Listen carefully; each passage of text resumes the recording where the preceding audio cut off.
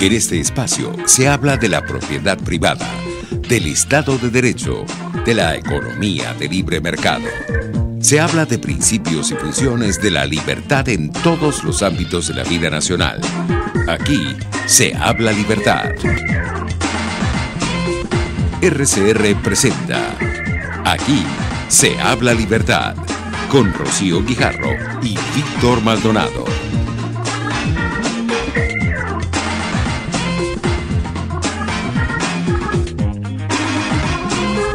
Muy buenos días, queridos oyentes de Aquí se habla libertad. ¿Cómo están todos? Hoy lunes 6 de agosto. Aquí estamos para compartir con ustedes en la dirección general Jaime Nestares, en la gerencia de producción Wilix Arcaya, en la producción Kenger Jaramillo, en los controles César Arteaga y en la conducción, como siempre, Víctor Maldonado y Rocío Guijarro. Hola Víctor, buenos días. Hola Rocío, feliz lunes para todos. Ya en un mes en el que culturalmente aquí estamos de vacaciones y en todo el mundo, ¿no? El gran verano europeo, ¿no? Sí, además con un calor tremendo que la gente se derrite. Bueno, en Europa. Y no por ti, o sea, uno no puede decir me derrito por ti. Me derrito por ti, sino que me derrito por el calor, ¿no? Entonces, el calor es tal que la verdad es que qué bueno es el clima caraqueño. Oye, sí, de verdad que Caracas es un clima privilegiado. Así es. Bueno, vamos a comenzar con nuestro programa de hoy, con lo que pasa con la libertad en el mundo. Mira, ocurre en todos lados, ocurre en Nicaragua en este momento, ¿no? Grupos paramilitares, bajo el eufemismo de policías voluntarios, reprimen, perturban, evitan, digamos, los ejercicios de ciudadanía, y eso forma parte de un problema terrible que está pasando en Nicaragua, y hay que decirlo que a mí me parece que es un guión conocido. Eso de grupos paramilitares administrados así desde la complacencia y bajo el paraguas de la impunidad del gobierno para contrarrestar las iniciativas ciudadanas y las expectativas ciudadanas de rescatar el Estado de Derecho, la justicia y la democracia, bueno, forma parte de un guión desgraciadísimo, porque es que es el guión de la violencia y de la violencia impune. Bueno, lo cierto es que esto en Nicaragua, llevan meses enfrentándose entre la gente del gobierno, los matones, como llaman en este podcast que ha tenido Pan Am Post, el periódico digital que siempre les recomendamos, que habla precisamente de lo que está sucediendo en Nicaragua y que es importante traerlo a colación y al programa, Víctor, porque se habla incluso de que estos paramilitares han incendiado casas de familia. ¡Qué horrible! Así es. Bueno, vamos a oír lo que plantea el empresario nicaragüense Irving Cordero en este Pan Am Post, en este podcast del Pan Am Post que dirige Vanessa Vallejo. El régimen no ha dado muestra ni voluntad política para superar las crisis. Más bien, lo que ha hecho es mayor represión. Los tranques y las barricadas, que eran las maneras o la forma de protección de la ciudadanía, fueron brutalmente destruidas por una nueva modalidad del régimen, ya de grupos paramilitares, pero que el régimen lo acepta y ahora le ha denominado policía voluntario. Ese cinismo, a la par de una represión brutal, no ha desanimado a la población, no la ha desanimado. La población sigue en pie de lucha cívica, se mantienen los estudiantes en protesta. Hace una semana hubo una gran marcha promovida por la Iglesia Católica y toda la ciudadanía se sumó. Sin embargo, desafortunadamente, desde el punto de vista de solución de la crisis, no se han dado pasos realmente eficientes, ni tampoco ha habido de parte del régimen la voluntad para poder instalar el diálogo que se estaba llevando. No hay voluntad política de parte del régimen. Quiere mantenerse hasta el 2021, ya lo dijo, y además de que se quiere quedarse hasta el 2021, ha dado alguna entrevista en los medios de comunicación internacional para tratar de, como decimos popularmente, lavarse la cara, lavarse el rostro y mostrar cierta legitimidad y de alguna manera también justificar la represión. Ha catalogado a las manifestaciones cívicas y a los movimientos civiles que se han unido en el esfuerzo de la liberación y democratización de Nicaragua como grupos golpistas. Nos parece inédito que actualmente el régimen, a través de Ortega, esté dando entrevistas internacionales. Esto de las entrevistas internacionales consideramos que es una manera de justificar y de mandar supuestamente un mensaje internacional que aquí en Nicaragua se está viviendo una calma. Y si bien es cierto, no hay tranques, esa calma es totalmente una falacia. Más bien sigue una desaceleración de la economía.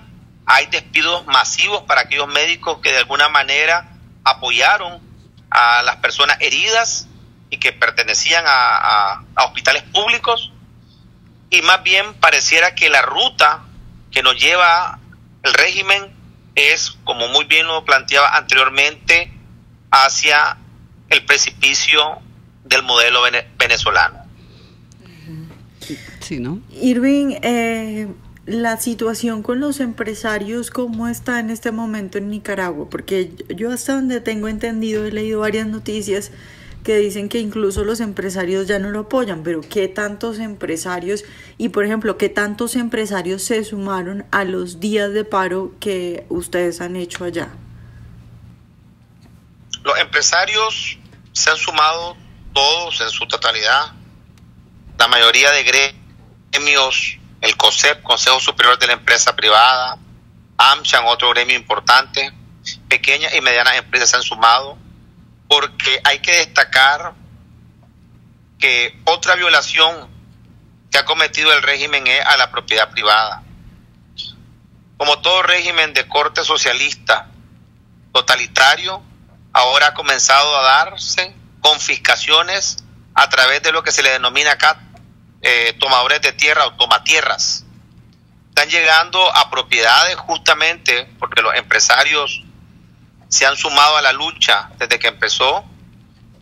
Como forma de represalia están confiscando todas las propiedades de muchos de los empresarios. Es decir, ya no hay respeto a la propiedad privada. Paradójicamente, el registro público y mercantil de la propiedad está avalando y respaldando los títulos que están otorgando de manera ilegal para aquellos tomatierras. Entonces, si a tu pregunta, se mantienen firmes los empresarios a la fecha y están siendo afectados porque como manera de represalia el régimen los está persiguiendo y le está afectando sus propiedades privadas. Bueno, tal y como oímos, el mismo guión, Rocío, el mismo guión. Violencia, el eufemismo de grupos paramilitares nombrados como policías voluntarios, las violaciones a los derechos de propiedad, la persecución a los empresarios. Y sí hay que decir que en boca del empresario nicaragüense Irving Cordero, los empresarios y las instituciones empresariales allá pues están muy firmes en el reclamo, en la demanda y por supuesto en la disposición de exigirle al régimen de Daniel Ortega, que es un régimen del socialismo del siglo XXI, que cese en esta conducta represiva y violenta. Sí, yo creo además que en lo que él decía, Irving, acerca de las entrevistas a medios internacionales que ha dado Daniel Ortega, yo creo que la gente no se come el cuento de su discurso para limpiarse la cara, como dice él. Yo creo que más bien lo que se ha visto es el cinismo de un dictador, porque además todo el lenguaje y la forma de expresarse demuestra que está mintiendo. Pues uno lo ve en los medios internet, la BBC y del Fox y todo esto donde lo han entrevistado, de CNN, pues se ve el cinismo que todo dictador transmite cuando no está diciendo la verdad. Ahora, son dos focos terribles de violencia y represión de los derechos ciudadanos que en este momento hay en América Latina. El continente está reaccionando, pero bueno, así mientras tanto ellos siguen allí. Seguiremos pendientes de Nicaragua, que es está algo así como 15 días más adelante de lo que está ocurriendo en Venezuela. Es el mismo guión en dos momentos diferentes. Sí, señor. Bueno, pero vamos a nuestra segunda sección. El libro del día. Y el libro del día, Víctor, es el libro del profesor de la Universidad del Zulia, Franco, de Horacio Pecia, que le editó Unión Editorial, la editorial aliada de España, sobre el pensamiento económico de Joseph Schumpeter, el famoso Schumpeter de la destrucción creativa. Así es, qué interesante el texto.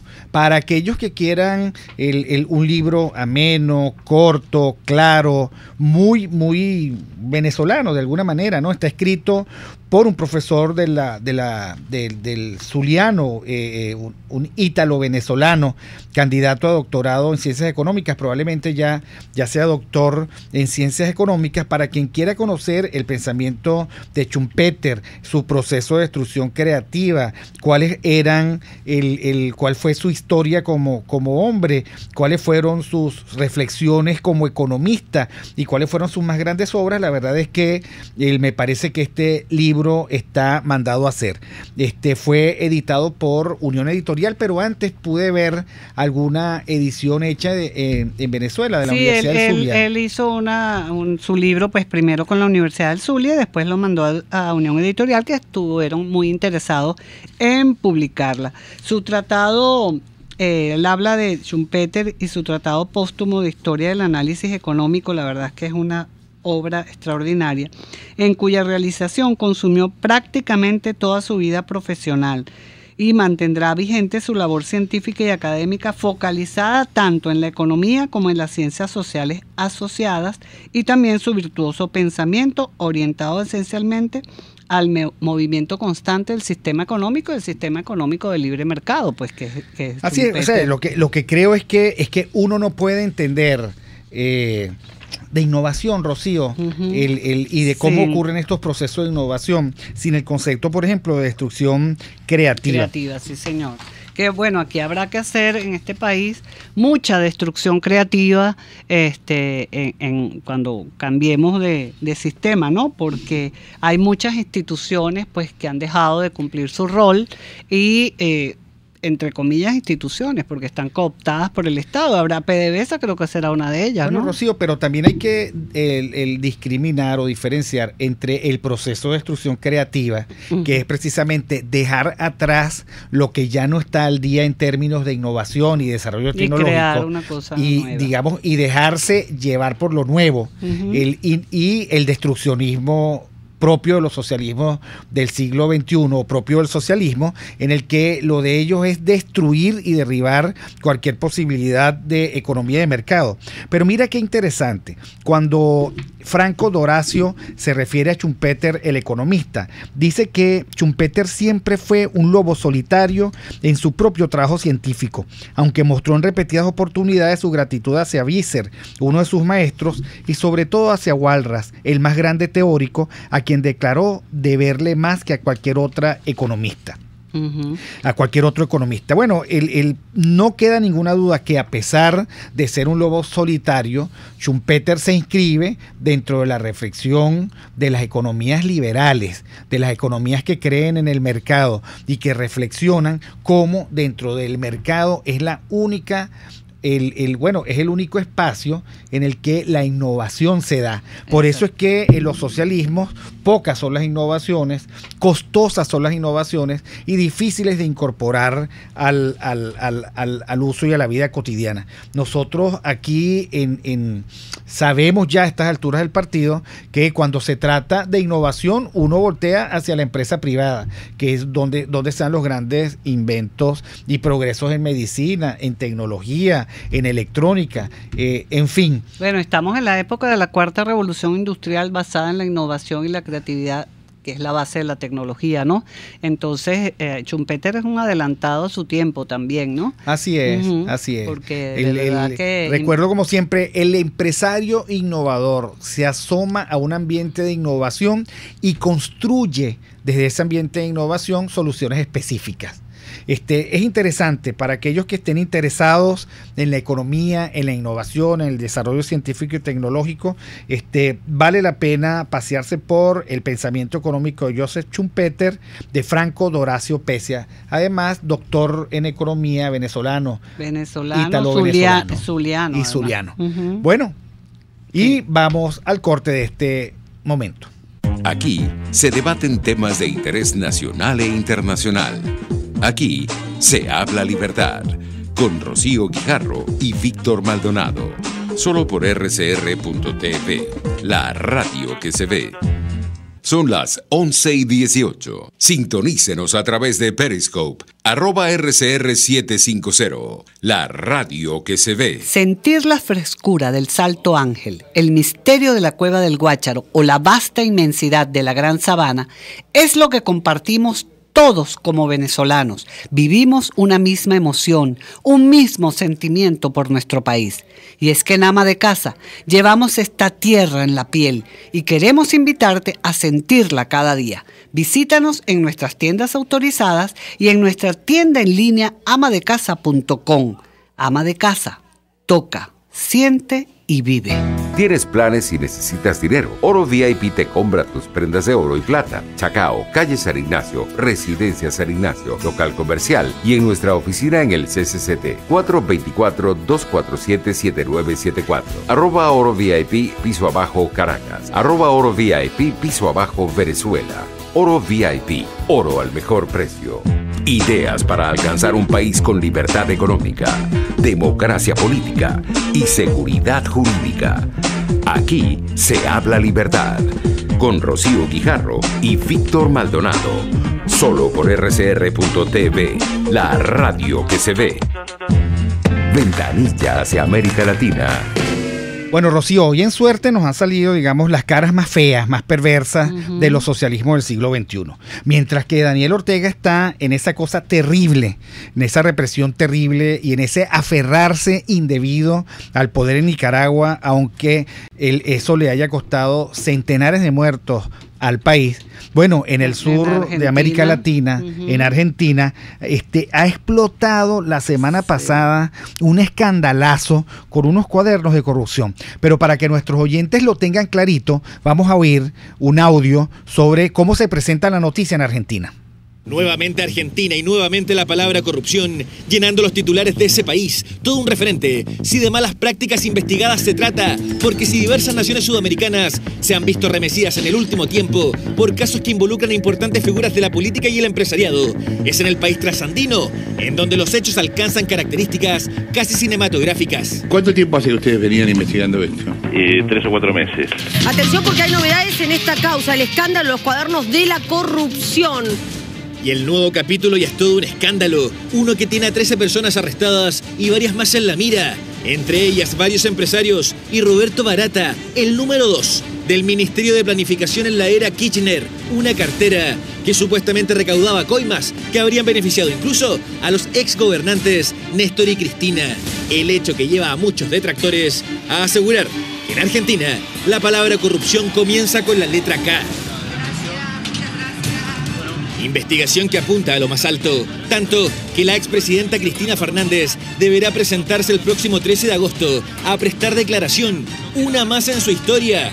Como imputada o testigo, aún no está claro porque la indagación es secreta. Lo concreto es que se sentará frente al juez Claudio Bonadío, que ha recopilado antecedentes, y la hipótesis que maneja la Fiscalía es por un delito que siempre va de la mano de la corrupción. Un segundo, doctor. ¿Ustedes se encaminan a investigar una posible asociación ilícita? Esa es la hipótesis delictiva que se está manejando. Asociación ilícita, es decir, una organización criminal, las que generalmente se destapan por un hecho que no estaba en los cálculos de nadie. Y esta no fue la excepción, porque los antecedentes que fundamentan la investigación se encontraron en 8 cuadernos, simples, baratos, ordinarios o chotos, como dicen los argentinos, de la marca Gloria, los mismos que se reparten en las escuelas públicas, en donde se registró información de al menos 10 años de movimientos de coimas pagadas por empresas a funcionarios del Ministerio de Planificación. Hojas que contienen fechas, horas, montos e incluso el peso de los bolsos, sí, de bolsos, que estaban llenos de billetes. Quien escribió en esos cuadernos, Óscar Centeno, un chofer, el conductor de Roberto Barata, brazo derecho de Julio Devido, el ex ministro de Planificación, que al parecer dirigía y repartía entre un selecto club la millonaria recaudación. A entender, digamos, que era una trama que partía desde el vértice mismo del poder, de Néstor Kirchner puntualmente. Tenemos registro de 2005, o sea, él era todavía presidente, pero básicamente su trabajo fuerte como de gestor o de organizador de esto, lo que la justicia cree que es una asociación ilícita, es a partir de 2007. El periodista Diego Cabot en enero recibió de una de sus fuentes los llamados cuadernos de la corrupción. En sus manos estaba la bomba, la que compartió con la justicia, y se habla de Néstor Kirchner como el cabecilla de la red. Tiene fundamentos, porque la investigación demostró una estructura hecha para recolectar coimas, siempre con dinero en efectivo,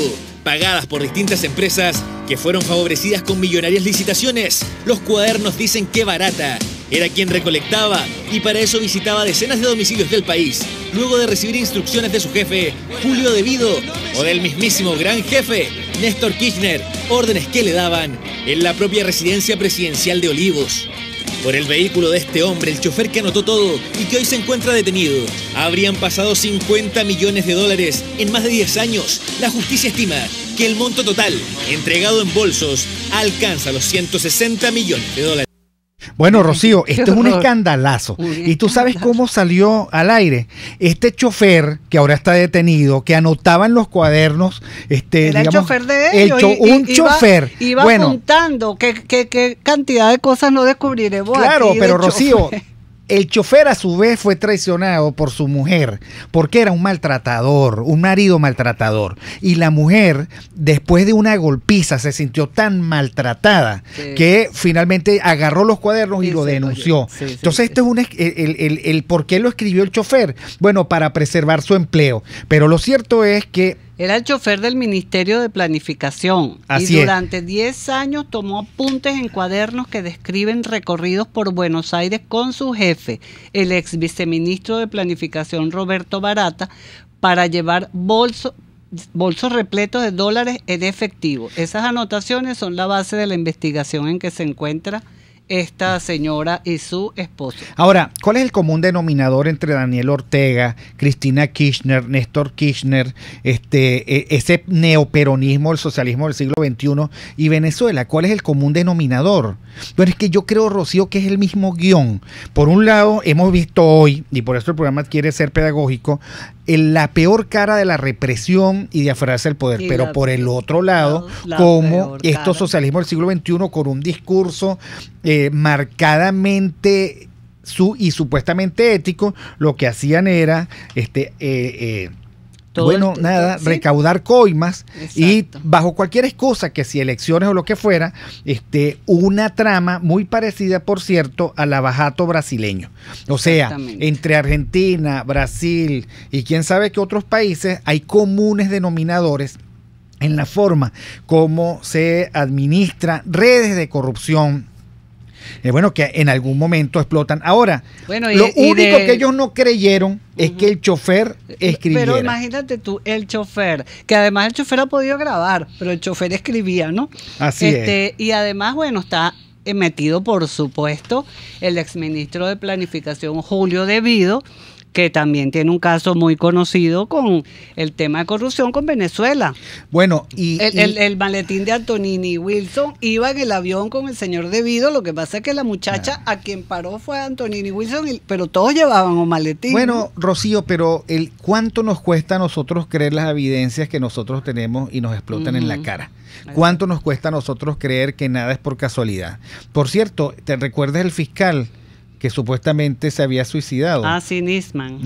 Bueno, y terminó siendo, hay evidencias muy importantes de que fue asesinado. Todo forma parte de la misma trama. Por un lado, violencia y represión, y por el otro lado, una patética y terrible corrupción. Que por cierto, es bueno que se recuerde esto en momentos en que todo el mundo ataca a un presidente decente, como es el caso de Macri. Por supuesto, no hay gobierno perfecto. Además, es un gobierno que tiene que luchar contra una trama terrible, el de complicidades. Pero bueno, yo creo que nadie pudiera pensar que una buena alternativa a Macri sea volver a la época de Cristina Kirchner, que por cierto están pidiendo el desafuero del Senado. Quieren que Sí, que se salga del Senado. El que está llevando este caso es un juez muy conocido por llevar precisamente las principales causas contra la expresidenta Cristina Fernández de Kirchner y sus cercanos, y ha acusado a la expresidenta por un memorándum con Irán relacionado con todo eso que tú estás comentando, porque precisamente lo que estaba investigando Nisman era todo este enredo quilombo, como dicen allá en Argentina, con la investigación del atentado a la Mutual Judía AMIA en el 94. Bueno, seguiremos conversando sobre estas características propias del socialismo del siglo XXI. Una nota linda del presidente Macri, que invitó a un cocinero venezolano a la Casa Rosada que le preparara empanadas y arepas, y fue muy bonito el video del presidente Macri apreciando lo que los venezolanos están dejando en los países. Así es, ese es otro mundo. El mundo fuera del socialismo del siglo XXI es un mundo de decencia, compasión y solidaridad. Pero vamos al corte. Aquí se debaten temas de interés nacional e internacional. Aquí se habla libertad, con Rocío Guijarro y Víctor Maldonado. Solo por rcr.tv, la radio que se ve. Puedes seguirnos en nuestras redes sociales. En Twitter, @RCR750, la radio que se ve. Informe RCR presenta titulares. El presidente colombiano Juan Manuel Santos rechazó este lunes cualquier participación suya en el supuesto atentado que denunció el pasado sábado su homólogo venezolano Nicolás Maduro, y afirmó que tiene cosas más importantes que hacer. Félix Geraldo Arellano, internacionalista y profesor universitario, resaltó las declaraciones del gobierno venezolano contra Estados Unidos, o rechazó esas declaraciones por el supuesto atentado contra el presidente Nicolás Maduro, y calificó que esto genera más incertidumbre sobre el futuro diplomático entre ambos países. Bueno, yo creo que el gobierno de Estados Unidos pues ha dicho de la manera más transparente lo que debe estar circulando en todo el planeta y en particular en la comunidad internacional que aún mantiene relaciones con el gobierno de Venezuela.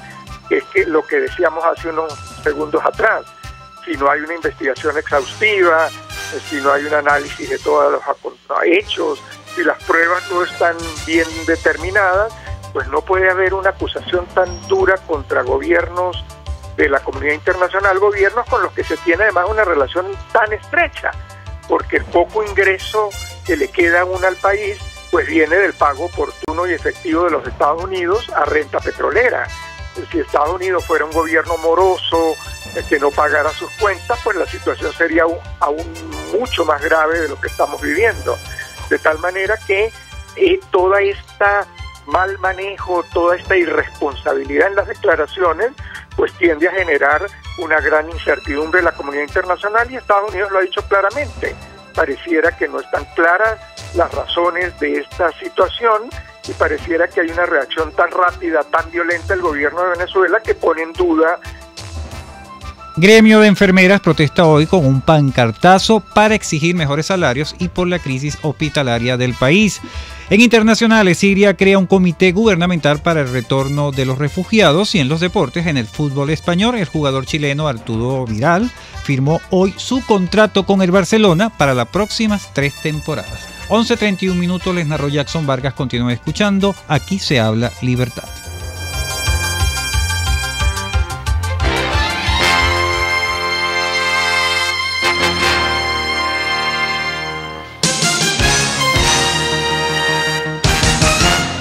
Caesport ofrece casilleros gratis en USA. Eso es un buzón virtual donde puedes enviar todas tus compras para su consolidación y reempaque. El envío a los casilleros es gratis. Regístrate por caesport.net, así tus compras las envíes por vía marítima o aérea. Caesport está en todas las redes sociales y en Venezuela infórmate por el 0241-775-5575. Caesport, déjalo todo en nuestras manos. En RCR somos vanguardia. Toda la programación de tu RCR también la puedes seguir a través de la internet. Audio y video en tiempo real. Noticias y mucho más. No te pierdas ni un segundo de nuestra programación. No hay excusa ni cadena que valga para que dejes de escucharnos. Ingresa a rcr.tv, la radio que se ve.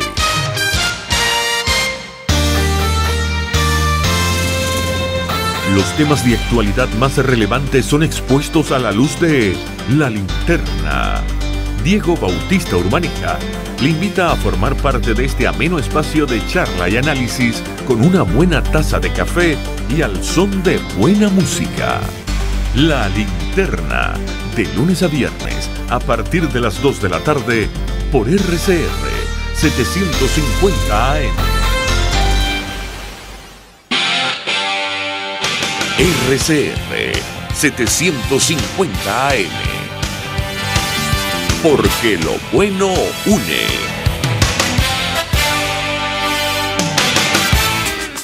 En la crisis se encuentran las oportunidades. Aquí en Sin Estrés se las mostramos con invitados especiales que nos regalan sus experiencias por una Venezuela mejor.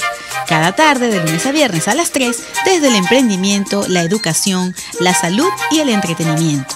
Por nuestra calidad de vida se nos hace necesario tomar un respiro del agobio diario, dedicar unos minutos a la salud mental y emocional para vivir sin estrés. Sin Estrés, de lunes a viernes a las 3 de la tarde por RCR 750 AM y rcr.tv, la radio que se ve. Usted está escuchando Aquí se habla libertad con Rocío Guijarro y Víctor Maldonado. Síganos en Twitter y Periscope, @RCR750, la radio que se ve. Debatamos sobre la libertad. Bueno, y en Debatamos sobre la libertad, en esta sesión tan buena que tenemos siempre, Víctor, hay un invitado muy especial que creo que ya está al teléfono, que es el economista, ingeniero, pues, porque es ingeniero, y experto en finanzas y amigo de la casa, Henkel García. Bienvenido, Henkel. Y director de Econométrica. Director de Econométrica, que es la firma, pues, principal de su quehacer Henkel, diario. ¿estás con nosotros ya? Sí, ¿cómo estás, Rocío? ¿Cómo estás, Víctor? Mira, Henkel, estaba yo revisando tu historial de tweets y a ti tienes, entre muchas otras cosas, dos preocupaciones importantes. En primer lugar, que el país está perdiendo aceleradamente PIB, o sea, capacidad de producción. Y por supuesto, pues que la moneda está perdiendo ceros. Ahora, más allá de la descripción, que ya todo el mundo sabe, ¿qué es lo que tendríamos que hacer para salir de este cuesta abajo, de este vacío en el que está la economía venezolana? Oye, la receta es complicada, ¿no? Porque y cuando esta pregunta es muy muy común, porque la gente quiere entender, y sobre todo de esas preguntas que muchos periodistas hacen. Ok, chévere, ya es prácticamente un consenso, todo el mundo sabe, lo vive, que estamos muy mal. Ok, ¿cómo salimos de esto? Claro, después de tantas veces contestarlo, la respuesta, y porque la pregunta es compleja y la respuesta creo que es aún más compleja, a mí me gusta introducir la respuesta con esto, ¿no? En líneas generales, lo que nosotros tenemos que hacer es ir hacia una economía de mercado y a un régimen de mayores libertades económicas, ¿no? Y yo creo que aquí también uno tiene que poner entre esas líneas generales, algunos lo pueden poner como algo un poco más específico, pero el respeto a la propiedad privada para mí es fundamental en lo que viene. Otra de las cosas en líneas generales y muy importantes, bueno, Rocío, y tú mismo, Víctor, sabes que soy una persona que insiste en ello, y tiene que ver con lo institucional. O sea, si nosotros no tenemos esas 4 líneas claras y todas las demás medidas que se tomen un poco más detalladas, específicas, no van en línea con esto, entonces esperar un cambio en Venezuela es prácticamente un sueño, una ingenuidad, porque no lo vamos a lograr nunca, ¿no? Y en esto, bueno, uno le toca conversar mucho con empresas por la labor de consultoría. Hay una noticia buena de todas estas, de toda esta debacle. Es que todas las hiperinflaciones han salido por el camino que estoy indicando. O sea, no hay hiperinflación que no se haya superado por la vía de economía de mercado y de mayores libertades económicas. Entonces, predecir que en Venezuela vamos para allá es quizás una de las cosas más sencillas de hacer. Lo más complicado es narrar el cómo y también definir el cuándo. Pero que ese es el final de nuestro destino, lo va a hacer porque es la única manera de salir de esta crisis, sobre todo cuando tienes hiperinflación. De otras crisis podría salir con algún híbrido, pero cuando tienes una hiperinflación como la que tiene Venezuela, tienes que salir por la vía de economía de mercado y de mayores aperturas, mayores libertades económicas, para hablarlo en líneas generales. A esto lo puedes después ya aderezar, ¿no? ¿Y cómo lo aderezas? Bueno, Venezuela necesita un plan de ayuda internacional. Hay que estar claros en eso también. O sea, Venezuela necesita ayuda de las bilaterales, de las instituciones bilaterales, no, multilaterales, para ser más específico. El Fondo Monetario Internacional, CAF, Banco Mundial, la gran cantidad de divisas que necesita Venezuela en esta primera etapa de recuperación hace prácticamente necesaria que estas instituciones intervengan en Venezuela, porque no hay otra, ¿no? Y los números así lo indican. O sea, y bueno, que Venezuela después, con todo lo que se logre, con todo lo que se cambie, va a poder honrar todos los compromisos que pueda adquirir en estos momentos tan duros. O sea, eso tampoco me cabe la menor duda. Tenemos que ir hacia un plan de privatización de empresas que están hoy en manos del Estado y que el mismo Estado hoy reconoce que están en rojo, ¿no? Una cosa increíble, algo que se anticipaba, algo que históricamente siempre ha sido así. Y bueno, la situación está tan crítica que el mismo gobierno dice que todas esas empresas están en rojo. Bueno, buena parte o la mayoría o todas deberían ser privatizadas, y bueno, lo cual revela de esos grandes errores que es tener un Estado que se dedique a cosas que no son lo suyo, ¿no? Como es la labor de producir y labores que son propias del sector privado. Y bueno, la lista sigue, ¿no? La lista es larga. Hay varios planes por allí que se han desarrollado.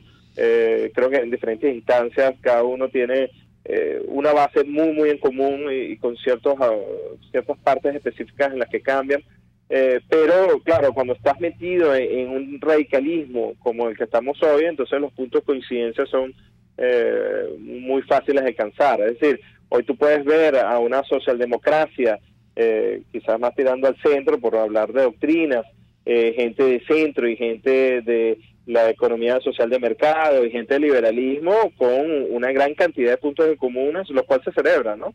Y que toda esta crisis también nos ha llevado a tener la discusión de ideas liberales de una manera muy seria. Y bueno, Rocío, que ya tiene tiempo en esto, y bueno, y tú mismo, Víctor, pueden dar cuenta de eso, de cómo la discusión en Venezuela ha avanzado y cómo las ideas liberales hoy se discuten de una manera como nunca se había hecho en el pasado, bueno, en el pasado se hizo, pero no de una manera quizás tan extendida. Ver a chamos que no han vivido ninguna época liberal, y yo creo que nadie en Venezuela la ha vivido porque no hemos tenido ese régimen, pero hoy discutiendo esas ideas con bases intelectuales, con bases teóricas tremendas, ver ciertas iniciativas que uno se puede topar allí. Oye, eso para mí es de las cosas que uno puede rescatar de todo esto que estamos viviendo. Exactamente, no, y eso que tú dices es una realidad. Bueno, y el liberalismo, la economía social de mercado entra dentro de lo que es el liberalismo, porque lo social en la economía social es el tema ético y moral que tiene que estar presente en todos los cambios que se vayan a suscitar en el país, porque aquí lo que ha habido es una quiebra moral importantísima que hay que volver otra vez a rescatar los valores. Y en lo que también decías, Henkel, de los programas y la posibilidad de un cambio hacia la economía de mercado, hacia más libertad económica, hacia abrir la economía, el libre comercio, crear un marco jurídico para que esto se dé, que tiene que ver con la confianza, primero que todo. Hay consensos, pues hay consensos. No entiendo por qué, bueno, nos sentamos todos y vemos cuáles son esas líneas que nos permiten crear un consenso, y aquello que no lo tenemos dentro de lo que es el consenso, pues lo dejaremos para cuando estemos construyendo. Pero como tú dices, ya yo creo que todo este marco que tú planteabas de las diferentes ideologías, hay un acuerdo que es a partir de la economía de mercado como crecen y se desarrollan los países y se crea prosperidad para los ciudadanos. La forma como lo haremos en las privatizaciones, hay que tener también el cuidado de que no sean a monopolios, como lo que pretende ahora hacer el gobierno, como bien tú decías, que todas estas empresas quebradas que pretenden privatizarlas, pero a los amigos de ellos, ¿no? Entonces hay que tener cuidado. Bueno, solamente para darte un comentario, no voy a nombrar marcas ni nada, pero y tampoco porque no es una información corroborada, ¿no? Te estoy hablando porque muchos de los dueños de estas empresas siempre no se saben con claridad quiénes son. Exactamente. Pero hay marcas que antes eran grandes competencias y se hacía una competencia sana, casi una práctica de duopolio, que muchas veces los duopolios son bastante competidos y los márgenes de ganancia en duopolio son bastante bajos, ¿no? Pero eso es un tema distinto a discutir. Pero en un determinado rubro, dos marcas que eran una competencia muy ruda, hoy pareciera que están en las mismas manos. Y producto de toda esta crisis y de transnacionales que se han ido, y al final hay ciertos capitales que se aprovechan de ciertas conexiones y al final terminan marcas que eran o productos que hacían una competencia muy sana, terminan en las mismas manos y que bueno, y que uno tiene que decirlo, eso no es propio. El liberalismo siempre ha criticado eso. Una de las principales, bueno, el mismo Estados Unidos, de las principales normas que se creó fue esa, la del monopolio, la ir en contra del monopolio y tratar de minimizarlo, ¿no? Y de casos de rupturas de grandes empresas, como en su momento fue Bell, que la tuvieron que romper, la tuvieron que convertir en pequeñas empresas para que compitieran unas con otras. Sí, bueno, pero bueno, eso hoy en Venezuela pareciera que estamos viendo unas ciertas prácticas y que hay que tener mucho cuidado de no caer en esas prácticas, de que caigan en pocas manos o en una sola mano, ¿no? Que eso es importante de tomar en cuenta. Bueno, lo que sí está absolutamente claro en este momento es que no hay mercado.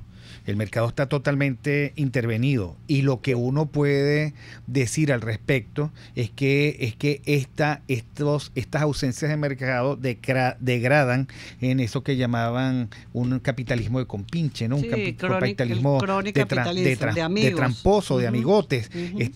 Yo no tengo ninguna duda de que eso forma parte, es un síntoma de la misma enfermedad. Ahora, Henkel, en tus palabras hay una cosa que me llama la atención, que tú dices que el gobierno reconoce que sus empresas están quebradas, pero uno no aprecia ningún apuro por resolver esa situación, ¿no? No, para nada. Ahí eso se privatizan las ganancias y se socializan las pérdidas, ¿no? Hay ciertos grupos que ganan, que siguen extrayendo riqueza con estas empresas en manos del Estado. Lo reconocen porque es algo evidente y es prácticamente un discurso para que las bases, esa base fuerte del chavismo no se termine de ir, no se termine de abandonar el chavismo en ese deslave que uno está viendo hasta la base dura del chavismo, pero no hay incentivos para cambiar, ¿no? Yo creo que lo que estamos viendo de estas medidas que son algo, hasta no pudiese decir un híbrido perverso, a ver si se puede medio estabilizar el país en lo económico, pero sin ningún tipo de convencimiento, es propio de un descontento que es prácticamente generalizado y que va a seguir avanzando. Yo no veo mucho cambio en ello. Lo dicen desde el punto de vista comunicacional para dar la impresión que se está haciendo algo, pero para mí el incentivo es claro. El incentivo, yo veo al gobierno y de otros tantos como una gran corporación de extracción de riqueza y todas las decisiones van a ir tomando en cuenta esto de cómo se hace para extraer riqueza. Llega un momento que no se va a poder, la molestia de la gente va a estar allí y va a ser insostenible a la coalición de poder, y yo creo que en el proceso estamos. Sí. Pero yo no veo mayores cambios, ¿no? Yo no veo incentivos para que esto está. Así era un poco lo que plantean pues a Anderson y Acemoglu en el libro de por qué fracasan los países, ¿no? Esos países que son extractivos en vez de ser inclusivos, ¿no? Que van extrayendo toda la riqueza para el poder y no se incluye a la sociedad, pues. Y no hay mayor herramienta o herramienta más efectiva para extraer riqueza que los controles, ¿no? Y el control de cambio en Venezuela, y hay que decirlo abiertamente, ha sido de esos instrumentos que han sido utilizados de una manera grosera para extraer riqueza de una nación, porque al final es perfecto, tengo un control social y además lo que yo entregue a través de un control se hace de manera discrecional. Y al hacerlo de manera discrecional, entonces los grupos que están cercanos a mí, incluyéndome, si yo fuese parte de ese mecanismo, claro, son los que realmente van a sacar provecho de todo ello. Y eso pasaba en Venezuela, y en Venezuela hay que recordar que hubo control de cambio cosa que no había ocurrido, porque el otro gran boom de precios de petróleo se vivió con Carlos Andrés Pérez y no había control de cambio en ese momento. Esta es la primera vez que tenemos un boom de precios del petróleo, de una gran cantidad de riquezas que entraron al país y fueron distribuidas bajo un control de cambio, ¿no? Sí, control de cambio y control de precios, que es lo peor, pues, porque era el momento. Henkel, al regreso, yo quisiera que tú, digamos, comentaras la gran innovación económica del socialismo del siglo XXI. La hiperinflación se elimina corriendo comas a las cifras al valor del bolívar. Pero eso lo vamos a reflexionar y nos lo vas a responder al regreso de este corte. Aquí se debaten temas de interés nacional e internacional. Aquí se habla libertad, con Rocío Guijarro y Víctor Maldonado. Solo por rcr.tv, la radio que se ve. Puedes seguir nuestra programación a través de rcr.tv, la radio que se ve. Son las 11:48. Sentir la frescura del Salto Ángel, el misterio de la Cueva del Guácharo o la vasta inmensidad de la Gran Sabana es lo que compartimos todos como venezolanos. Vivimos una misma emoción, un mismo sentimiento por nuestro país. Y es que en Ama de Casa llevamos esta tierra en la piel y queremos invitarte a sentirla cada día. Visítanos en nuestras tiendas autorizadas y en nuestra tienda en línea amadecasa.com. Ama de Casa, toca, siente y vive. En la Gran Feria Santo Cristo de la Grita consigues la mayor variedad de hortalizas, verduras y frutas frescas al mejor precio de Caracas y puedes pagar con punto de venta o efectivo. Prueba y comprueba. Lo que buscas lo tienes los viernes y sábados en la urbanización Santa Mónica, Avenida Francisco Pimentel, al lado de la Casa Comunal. Gran Feria Santo Cristo de la Grita, economía y calidad. Cuando pienso en frescura, pienso en Central Madeirense. Y sé que solo allí encontraré lo mejor en productos de primera calidad, donde las frutas y vegetales son traídos directamente del campo, con olor a tierra fértil, a tierra venezolana. En Central Madeirense son más frescas. En RCR somos vanguardia. Toda la programación de tu RCR también la puedes seguir a través de la internet. Audio y video en tiempo real, noticias y mucho más. No te pierdas ni un segundo de nuestra programación. No hay excusa ni cadena que valga para que dejes de escucharnos. Ingresa a rcr.tv, la radio que se ve. Ideas para alcanzar un país con libertad económica, democracia política y seguridad jurídica. Aquí se habla libertad, con Rocío Guijarro y Víctor Maldonado. Solo por rcr.tv, la radio que se ve. Bueno, el Henkel, volvemos contigo. Parte del problema es la suprema ingenuidad con la que el régimen se acerca a los inmensos problemas que provoca. Bueno, ahora anda de maquillador, ¿no? Entonces, en lugar de manejar millones, ahora vamos a manejar decenas, pero ¿eso resuelve el problema? No, obviamente que no, porque si fuese cuestión de resolver el problema, entonces la primera reconversión hubiese servido para contener la inflación. y esa no diste mucho. O sea, la anterior reconversión se hizo en 2007 y bueno, y hay que aceptarlo. En aquel momento se hizo de una manera mucho más seria de la que se está haciendo en la actualidad. No estamos ni hiperinflación, no es otra cosa que hay que acotar, pero lo que estamos viendo ahora y sobre todo lo que ha estado alrededor de toda la reconversión, porque la postergación, después cambiar 3, pasar a 5, la crisis de efectivo que estamos viviendo, que también es una manera bastante errada de manejar el efectivo y que al final pones a muchos sectores económicos a pasar trabajo y sobre todo muchos sectores vulnerables que dependen del efectivo, sobre todo la economía informal, que depende del efectivo para poder subsistir, hablando de los pensionados, quienes también dependen del efectivo para poder cumplir lo que míseramente le dan de pensión. Entonces, ha sido un manejo desde el comienzo bastante torpe y improvisado. Bueno, y hay que recordar algo, detalles que pasan por debajo de la mesa. Acá se salió del presidente del Banco Central de Venezuela en medio del proceso de reconversión, ¿no? Somos hemos visto cosas como esa que parecieran totalmente ilógicas.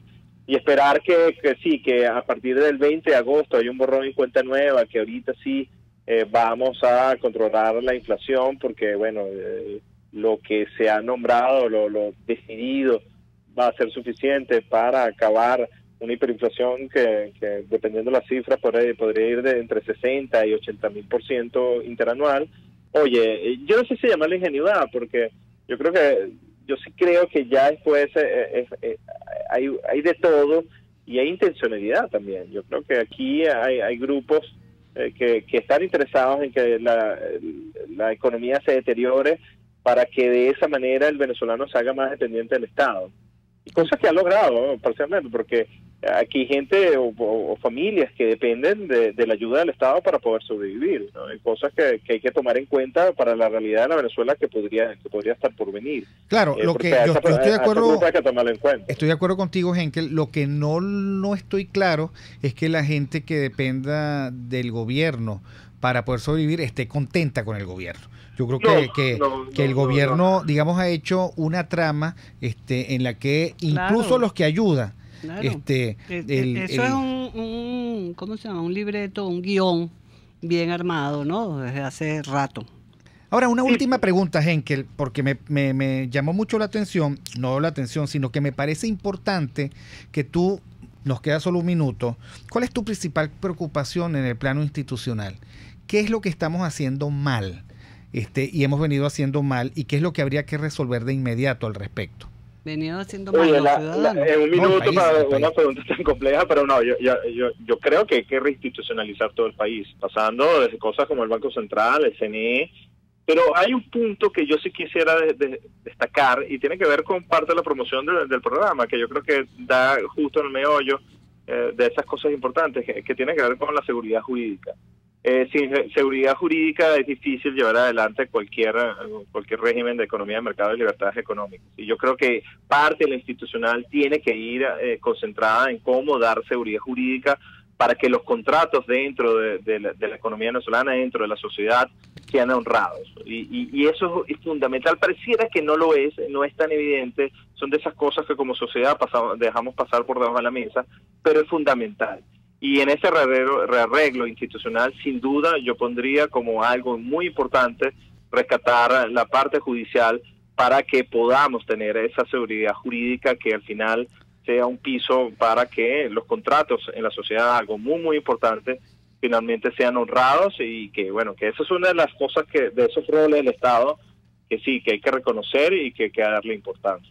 Y las instituciones más importantes, que son las instituciones no formales, como las de María Nor, que son el respeto y la garantía de los derechos de propiedad, la libertad de expresión y todas estas instituciones clave para fortalecer una economía libre, una sociedad libre y que se fundamenta en la vida, la libertad y la propiedad. Gracias, Henkel. Gracias, Rocío. Nos vamos. Aquí se habló libertad, pero se nos acabó el tiempo. RCR presentó Aquí se habla libertad.